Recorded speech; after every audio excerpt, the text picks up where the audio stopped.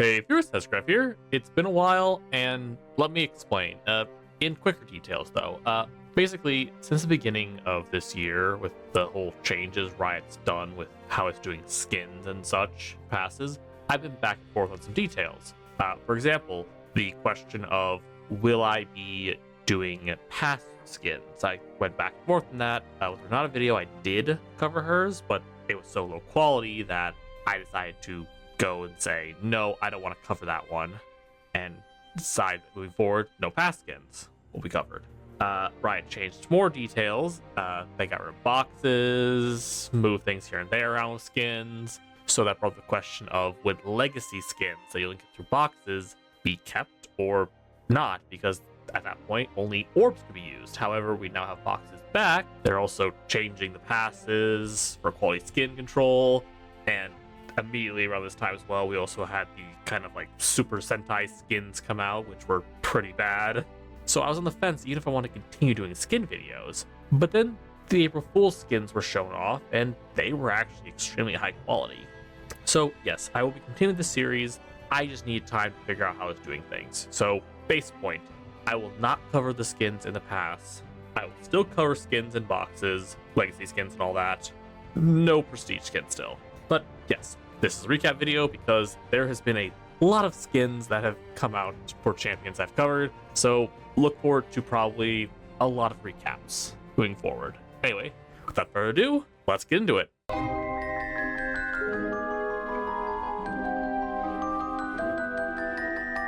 Yeah, I'm this far behind that I'm recapping the Fright Night skins from October, so yeah, bear with me. But yes, Fright Night Pyke. All in all, this skin is not bad. The model looks good, and the effects have, of course, the sketched black design they have with the other Fright Night skins. However, the details that give this skin kind of a lower tier, in my opinion, are the issues that some Pyke skins have. For example, when you use your W, everything darkens and the field around you appears. This field is very low in quality and noticeability. It's very see-through with just some little opaque images under below. I feel like if it was a bit darker in color for Pyke, it would be better. However, it makes sense because it's supposed to be the idea of he's in the water still. He is the Halloween like sea monster from the Black Lagoon style. However, I feel like the swirliness could do with a bit of darkening in color. At the same time, the color red they chose, pigment-wise, I feel like could have been a darker red. Stand out a lot more. Out of everything, I believe his dash and his ult are his best looking abilities. But again, the model really is what sells it, so this skin will get a 7, but it could use some big improvements to make it higher up.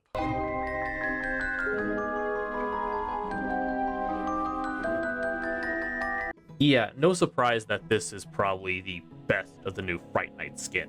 First off, again, the snowball being basically just him balling up these dirty clothes. The effects for his throwing snowballs, honestly, are pretty simple, but they are brighter in color, the floor design and the snowballs he is throwing. The bite is a quick animation, so of course it's really nothing special, but the ultimate, this swirling vortex in the mouth, which already had a swirling vortex inside, the breaking of the floor under, showing this ghoulish visual with a swirl of clothes, debris, toys. It just feels right. And of course, the fun little details that I love, especially the bed on his back, being the idea that he is the monster under the bed. All in all, design-wise, this feels like it really does fit the Fright Night design really well. And I think out of the set, Nunu might have had one of the best of them all. It gets an 8, with the only reason why I think it doesn't get a 9 is because, again, the small details in the bite and the E probably. But all in all, it's a great skin.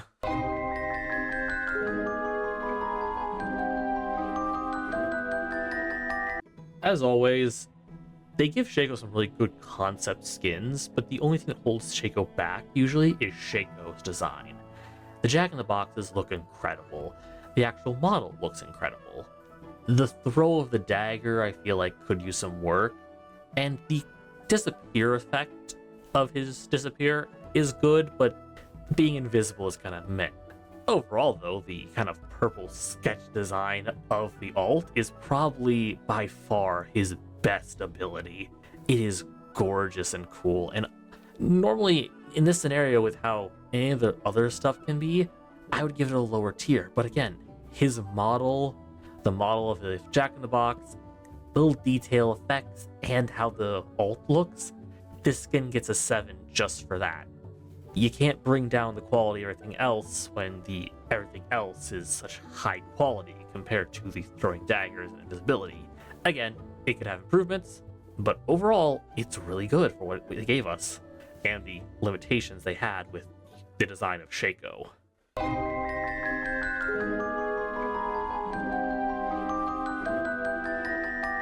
I feel like a lot of these skins have the similar sentence of what we got is good, but it was limited. For example, of course, Chosen the Wolf for Kindred is pretty good. The effects are all great. The Q again is probably the most boring ability they have, next to the W just being wolf biting. But Wolf's design, Kindred's design is nice. The actual little effects on the ground that you get from the ability of E also look cool. And yeah, honestly, the ultimate is, again, the best design. That is a beautiful depiction of, like, the gates. The only thing that I feel like that could really improve this, besides giving the W and Q a bit more of a detailed design, would be give us the version of Kindred we saw in the trailer, or the music video, technically. But they won't, because that technically wasn't Kindred, that was Wolf. The Noxians believe in only the wolf. So, of course, when they give us a Kindred skin, they need a version of Lamb. So, it's either we're going to get 2 wolves, or their depiction of what Lamb would be like. So, this is what we got. It's not too bad, but again, it could be better. But it still gets a 7.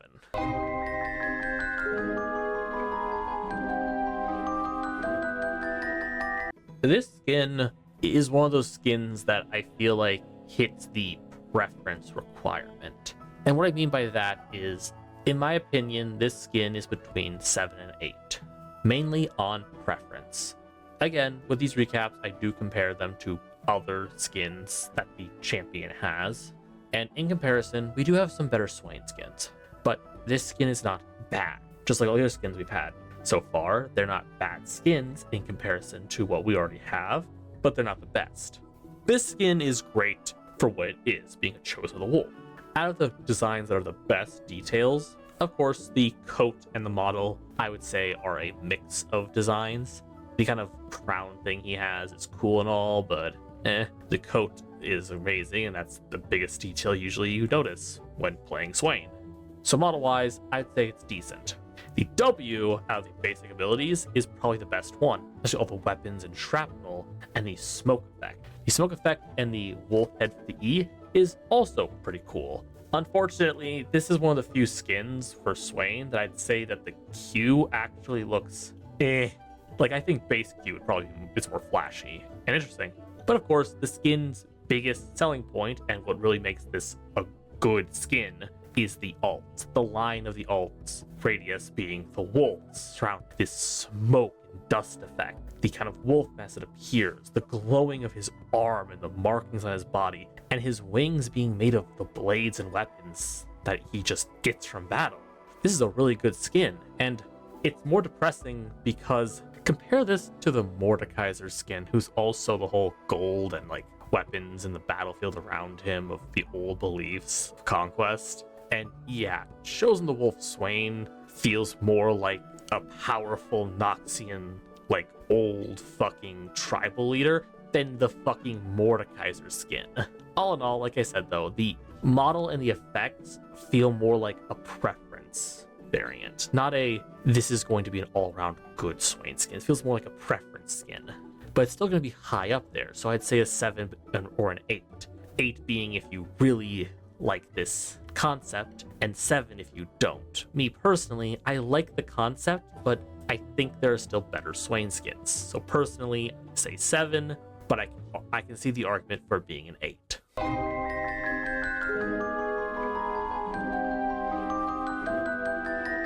There is no argument here. This is an 8. The design and concept is just cute and adorable. The effects are great. Going over them real quick. Of course, the root is just this colorful rainbow of sparkles and all that, which just flows so well. The actual explosion effect in the next ability, you see like this metal that goes from bronze to gold, silver to gold. And of course, the confetti effect that the Neeko clone blows into. And speaking of confetti, that ultimate is so flashy and adorable. It's a great skin. It's a cute design. And yeah, for a Neeko skin, this is really, really good. All in all, I give it an 8. And there you have it. I hope you all enjoyed. If you did, like, share if you will, comment down below a champion you'd like to see. I'm glad to be back doing these videos, and I hope to push out a lot more. I'll see y'all next time. Peace.